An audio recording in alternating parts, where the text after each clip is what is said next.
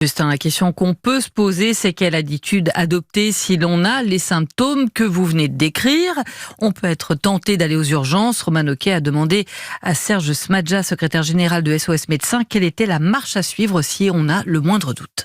À chaque fois qu'on a un doute, il faut appeler le 15 qui, bien sûr, fera un interrogatoire et essaiera de déterminer si le risque est réel ou pas. Donc la consigne, c'est d'éviter la propagation. Si les patients se rendent aux urgences ou au cabinet du médecin, on risque de transmettre la maladie, car c'est un virus qui se transmet par voie aérienne. Ça a l'air de rien, mais c'est fondamental de le savoir. Donc c'est très très important, ce qu'on appelle les mesures barrières, de se protéger, de mettre un masque, de se laver les mains pour les patients, évidemment, qui souffrent de symptômes. Dès lors qu'ils ont soit séjourné en Chine, soit été en contact avec une personne qui a séjourné en Chine. Parce que si vous toussez, si vous avez de la fièvre, et si vous êtes resté à Paris, et si vous n'avez rencontré personne dans votre vie, évidemment, là, c'est complètement différent.